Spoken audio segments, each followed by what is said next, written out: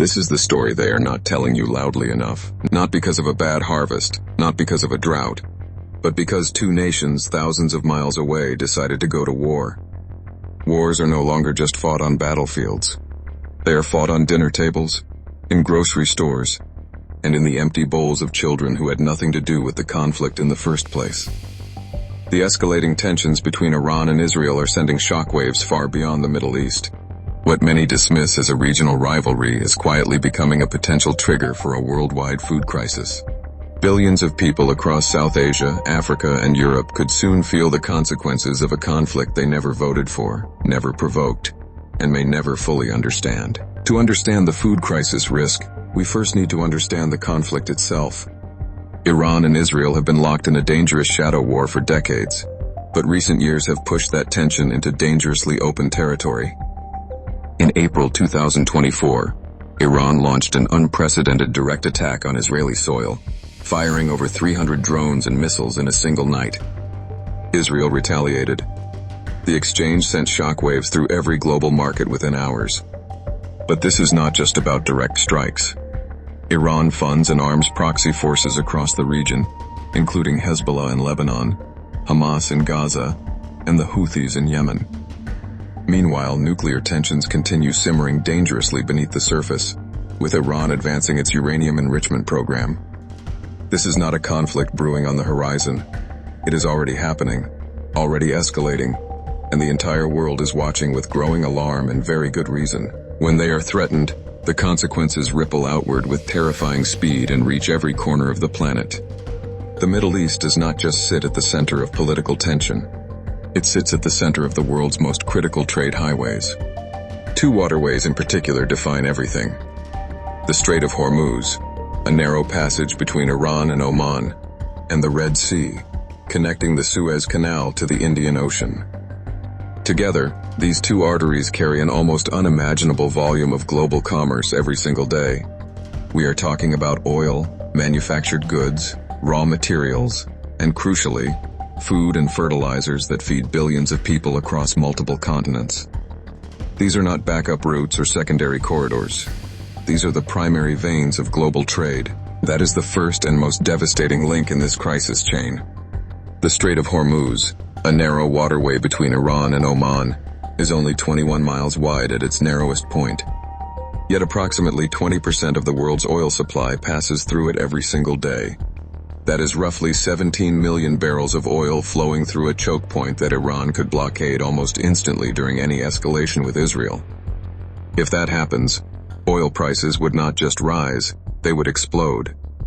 We are talking potential spikes beyond $150 per barrel, levels that would send shockwaves through every economy on Earth. But what does oil have to do with food? Everything. Diesel powers tractors and irrigation pumps. Petroleum is the backbone of fertilizer production, and this is happening right now, before any direct Iran-Israel war has even fully ignited. Iran-backed Houthi rebels from Yemen have been launching relentless attacks on commercial vessels since late 2023, turning one of the world's busiest shipping corridors into a danger zone.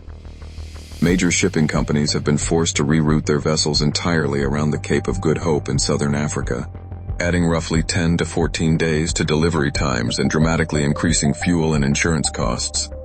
Some shipping rates surged by over 200% almost overnight. These are not just numbers on a spreadsheet. These delays and cost increases ripple directly into food supply chains across Europe, Asia, and Africa. Grain shipments slow down. Perishable goods spoil. Import-dependent nations face empty shelves and rising prices. Beyond oil and shipping, there's another critical dimension to this crisis that rarely makes headlines: fertilizers. Iran is one of the world's significant producers of petrochemical-based fertilizers, particularly urea and ammonia, which are essential for growing the food that feeds billions. A full-scale war could completely cut off these exports, triggering a global fertilizer shortage almost overnight, and we've seen exactly how devastating that can be. When the Ukraine war erupted in 2022, Russia and Belarus, two of the world's largest fertilizer exporters, faced sweeping sanctions and export restrictions. The result was catastrophic. Fertilizer prices tripled, farmers across Africa, Asia, and Latin America slashed their usage, and crop yields collapsed. Food prices surged worldwide. Now imagine that same fertilizer shock, but this time originating from the volatile heart of the Middle East, layered on top of an already fragile global food system still recovering from previous crises. Now let's zoom out and look at who suffers most when these trade routes break down. Countries across North Africa, like Egypt, Sudan, and Morocco, import massive quantities of wheat and fertilizers that travel directly through Middle Eastern corridors. Egypt alone is one of the world's largest wheat importers, and any shipping disruption hits its population almost immediately. Move further south into sub-Saharan Africa. Nations like Ethiopia, Somalia, and Kenya are already battling chronic food insecurity, with millions dependent on food aid that arrives through these same vulnerable routes. Then there is South Asia, where Pakistan and Bangladesh rely heavily on fertilizer imports to sustain agricultural output feeding hundreds of millions.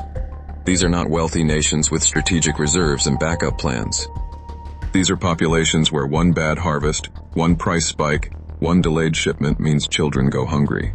They are already standing on the edge, and a conflict thousands of miles away could be the push that sends them over. While much attention focuses on conflict disruptions, Israel itself plays a surprisingly vital role in global food security. Despite being a small, arid nation, Israel has become a world leader in agricultural innovation. Its drip irrigation technology, developed decades ago, now helps farmers across water-scarce regions in Africa, South Asia, and Latin America grow more food using significantly less water. Israeli agri-tech companies export precision farming solutions, drought-resistant crop technologies, and soil management systems to dozens of developing nations. Countries like Kenya, India, and Ethiopia have directly benefited from Israeli technical assistance programs and agricultural partnerships. A prolonged conflict would not only damage Israel's domestic food production, but could freeze these international cooperation programs entirely. Research institutions, startup ecosystems, and government-led agricultural missions would face severe disruption. For food-scarce nations already struggling with climate stress and limited resources, losing access to Israeli agricultural expertise could mean measurably lower crop yields and deeper hunger crises. A single threatening speech, a military exercise, or a diplomatic breakdown can trigger food price spikes that push millions of vulnerable families beyond their financial breaking point overnight. The mere fear of conflict is enough to send global commodity markets into chaos. When tensions between Iran and Israel escalate, commodity traders don't wait for bombs to fall. They panic buy futures contracts in wheat, rice, and corn, driving prices upward within hours. Governments, fearing shortages, begin hoarding grain reserves, further tightening global supply. We've seen this pattern repeatedly. During the 2019 Gulf of Oman tanker attacks, wheat futures spiked nearly 6% within days. When Iranian-backed forces threatened Strait of Hormuz access in 2019, corn and soybean markets reacted almost immediately. This psychological dimension of conflict is deeply underappreciated. It could shatter it entirely. It is operating from a position of exhaustion. The disruptions caused by COVID-19 expose just how fragile international supply chains truly are. Lockdowns halted harvests, closed ports, and paralyzed logistics networks worldwide. Then came the Ukraine war in 2022, which removed two of the world's largest grain exporters from global markets almost overnight, sending wheat prices surging by over 60%. Countries scrambled to secure supplies, and millions were pushed toward hunger. The world has not fully recovered from either of those shocks. Food reserves in many nations remain dangerously thin. The actions of major powers like the United States, China, and Russia carry enormous weight in determining whether this conflict stabilizes or spirals further. The United States already imposes sweeping sanctions on Iran, restricting its ability to export agricultural goods and petrochemical fertilizers to global markets. If military escalation intensifies, Washington could tighten these sanctions further, effectively choking off Iranian exports entirely. Russia, deeply entangled in its own conflict with Ukraine, has little incentive to pressure Iran toward restraint, especially when global food disruption weakens Western economies.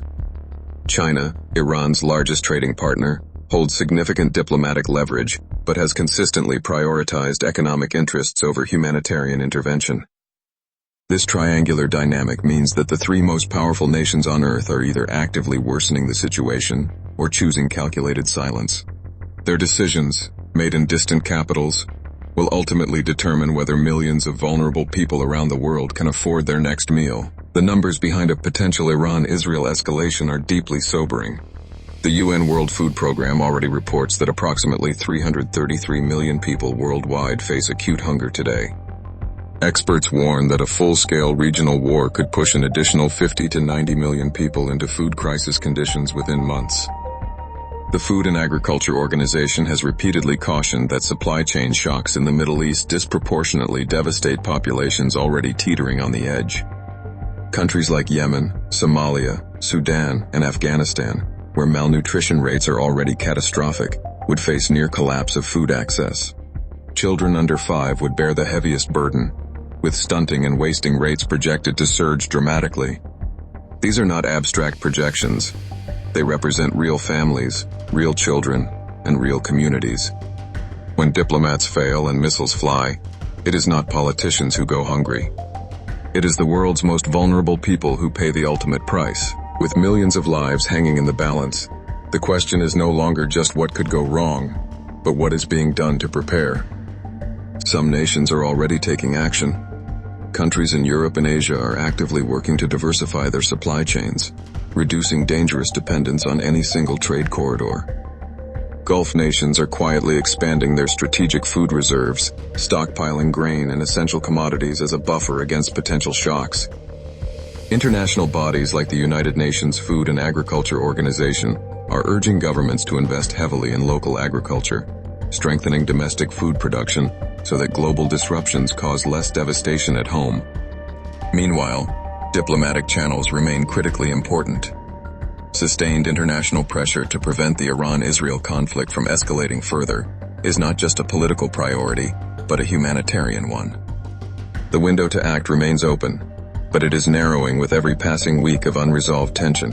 What we are witnessing today is a fundamental transformation in how wars are fought and won. Battlefields have expanded far beyond borders, into shipping lanes, fertilizer markets, and grain exchanges.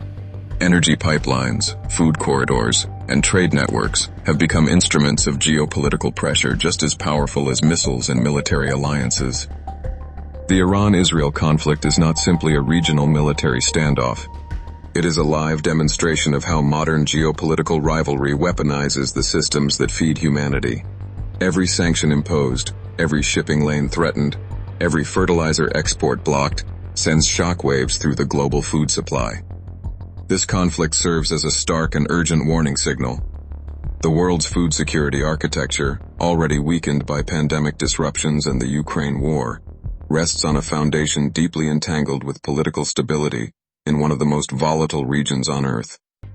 That foundation is cracking, and the world cannot afford to look away any longer. Food security is not someone else's problem. It is yours, mine, and every government's on this planet. The decisions being made right now in war rooms in Tehran and Tel Aviv will not stay contained within those walls. They will travel through shipping lanes, climb into fertilizer prices, and land quietly on dinner tables from Nairobi to New Delhi to New York. They will echo through refugee camps where children already go to bed hungry. We have built a global food system so tightly woven that one conflict can unravel millions of lives thousands of miles away. That is not a distant warning. That is today's reality. So as tensions rise and missiles fly, ask yourself this: what kind of world are we building when feeding people becomes acceptable collateral damage in a game of geopolitical rivalry? And more importantly, what are we willing to do to change it?